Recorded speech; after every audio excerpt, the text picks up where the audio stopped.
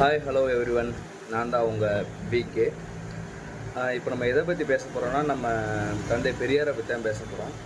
உங்களுக்கே தெரியும், நீங்கள் பெரியாரை பற்றி நிறையா படிச்சிருப்பீங்க. அவர் எங்கே பிறந்தார், எங்கே வளர்ந்தார், அவர் என்ன பண்ணிக்கிட்டு இருந்தார், அப்படி எல்லாம் உங்களுக்கு தெரியும். இப்போ நான் அதை பற்றி நான் பேச போகிறேன். இப்போ என்ன பிரச்சனை, பெரியாரை வச்சு ஏன் இவ்வளோ விஷயங்கள் நடக்குது, நான் அதை பற்றி தான் பேச போகிறேன். அது என்ன, நம்ம ஏன் இதை நான் உங்கள்கிட்ட பேசுகிறேன்னா, நீங்களும் கொஞ்சம் தெரிஞ்சுக்கணும்ல எது ரைட்டு எது ராங்குன்ட்டு. அதனால் சொல்கிறேன். இப்போ நம்ம எதை பேச போகிறோன்னா, அவர் சொன்ன ஒரு கெடுதலான விஷயம், அவர் சொன்ன ஒரு நல்ல விஷயம். இது ஆதாரப்பூர்வமாக எனக்கே தெரியலை. மீடியாக்கள் நம்ம எல்லாம் பார்க்குறோம், அதை பற்றி நான் சொல்கிறேன். இப்போ அவர் சொன்ன நிறைய கெடுதலான விஷயங்களை பற்றி நான் முதல்ல சொல்கிறேன்.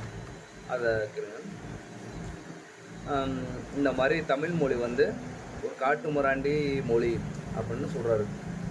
இன்னொரு விஷயம் அவர் மேலே என்ன குற்றச்சாட்டு வைக்கிறாங்கன்னா, பெரியார் தான் தத்தெடுத்து வளர்த்து செஞ்சு தான் பிள்ளையவே அவருக்கு மேரேஜ் பண்ணிட்டாரு அப்படின்னு சொல்லி அவர் மேலே இன்னொரு குற்றச்சாட்டு வைக்கிறாங்க.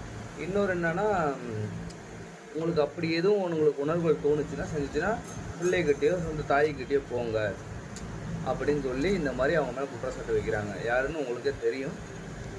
இன்னொரு சைடு அவரை பற்றி என்ன நல்ல விஷயங்கள் சொல்கிறாங்கன்னா, ஒரு சாதாரண ஒரு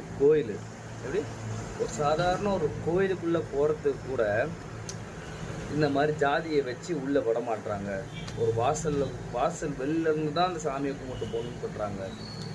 அப்போ மேல் ஜாதியில் இருக்கவங்க மட்டும்தான் உள்ளே போய் சாமியை கும்பிட முடியும்னா, அப்போ அந்த சாமி எதுக்கு?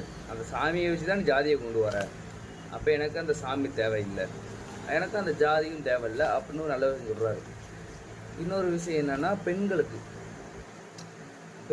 அடிமை பண்ணுறது, பெண்களை வீட்டிலே வச்சுக்கிறது, இந்த மாதிரி சாதியின் பேரால் பெண்களை இது பண்ணுறது, இது எல்லாமே அவர் இப்போ பெண்கள் ஒரு நல்ல நிலைமையில் இருக்காங்கன்னா அதுக்கும் பெரியார் தான் காரணம்னு சொல்கிறாங்கலாம். இப்போ இதில் 2-3 விஷயத்தையும் நான் இதில் ஒரு 2-3 உதாரணம் சொன்னேன், இதில் 2-3 உதாரணம் சொன்னேன். அதாவது எவ்வளோ பெரிய மனிதனாக இருந்தாலும், ஞானியாக இருந்தாலும் சில தவறுகள் பண்ணியிருக்கலாம், சில நல்ல விஷயங்களும் பண்ணலாம். நம்ம ரெண்டையும் கழிச்சு பார்க்க தவறுகளை தான் மட்டும்தான் நம்ம பெருசாக பேசுவோம்.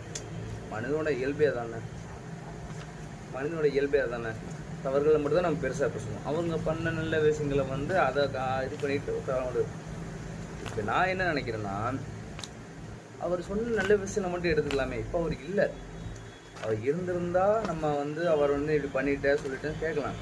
அவர் இப்போ இல்லை. ஆனால் அவர் ஆணித்தரமாக ஒரு விஷயத்தை பண்ணிட்டு போயிட்டார். என்ன பண்ணிட்டு போயிருக்காங்க,